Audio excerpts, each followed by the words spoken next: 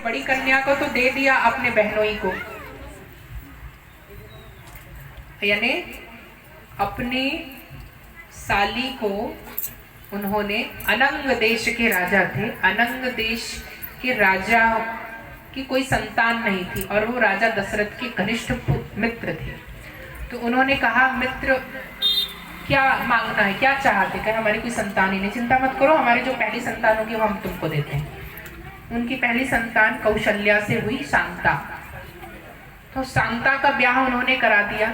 शांता को उन्होंने दे दिया अनंग ऋषि को, और अनंग ऋषि के यहाँ ही उनकी बेटी दत्तक पुत्री हुई। उन्होंने उनका ब्याह करा दिया ऋषि श्रृंगी से।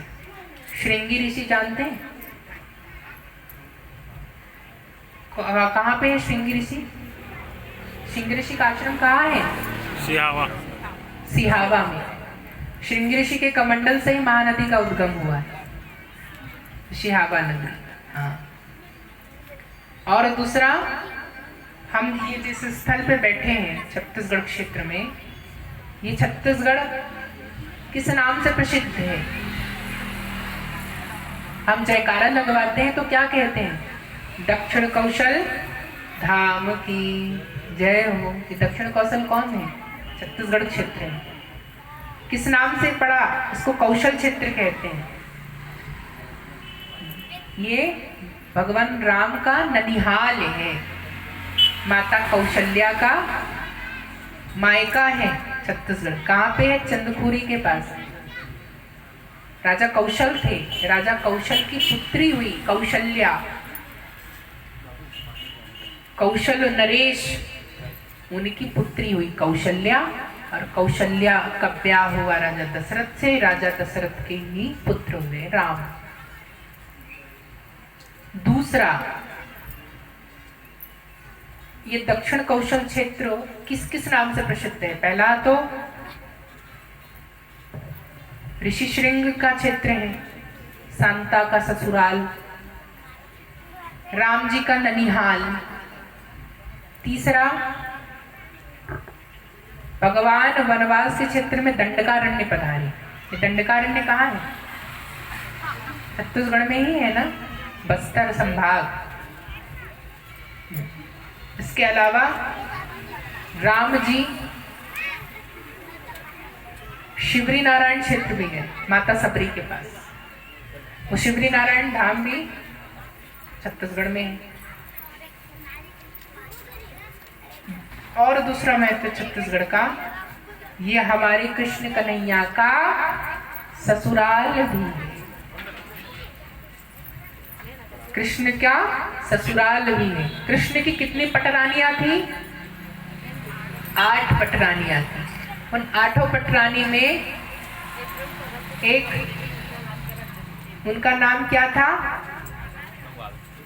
सत्या। राजा सत्यजीत हुए, सत्या। उन्होंने एक शर्त रखा था कि हमारे राज्य में जो भी वृषभ को अमावस्या की तिथि के दिन हरा दे युद्ध में, उसका ब्याह मैं अपनी पुत्री से करा दूंगा। तो अमावस्या की तिथि को बड़े बड़े वृषभ बैलों को दौड़ाया गया और उन बैलों को हमारे कृष्ण कन्हैया नटवर लाल ने हरा दिया।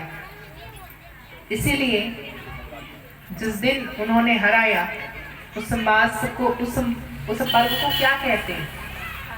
कुशोत्पाटिनी अमावस्या। पौष, पोला, पोला है, कुशोत्पाटिनी। इसलिए यहाँ पोला मनाया जाता है, बैलों को दौड़ाया जाता है। क्या कारण है? क्योंकि ये भगवान श्री कृष्ण का ससुराल भी है। इस दृष्टि से हम भगवान के धाम में ही बैठे हैं।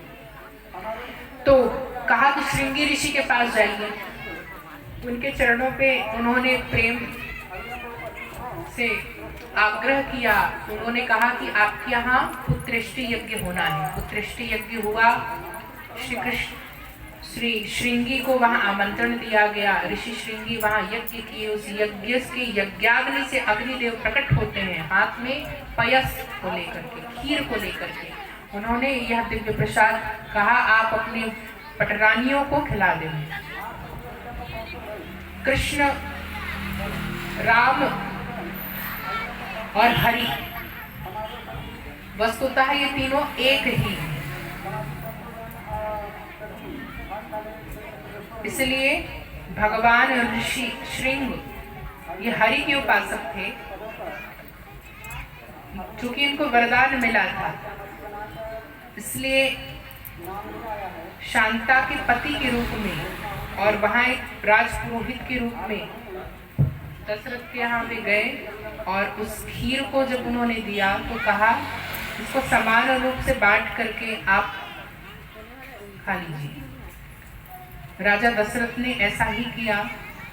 तीनों रानियों को उन्होंने वह महाप्रसाद दिया और उस प्रसाद के भक्षण से ही उनके गर्भ में, कुक्षी में परात्पर परब्रह्म श्री राम का प्रादुर्भाव हुआ। कौशल्या और राजा दशरथ पूर्व जन्म में मनु और शत्रुपा थे। उनके अपार तपस्या से वरदान मिला कि हम आपके यहाँ पुत्र रूप से आएंगे। वो समय आ गया। राजा दशरथ के यहाँ पुत्र रूप से कितना सुनहरा वह अवसर है। माता कौशल्या, आइए हम सब रामचरित्र का सूक्ष्म से वर्णन करें। समय भी हो रहा है तो सुंदर नवमी तिथि, मधुमास, चैत्र का मास, अपराह्न 12 बजे सूर्य से गए, सुगंध वायु, सरयू का जल ठहर गया तेज तीव्र और उसमें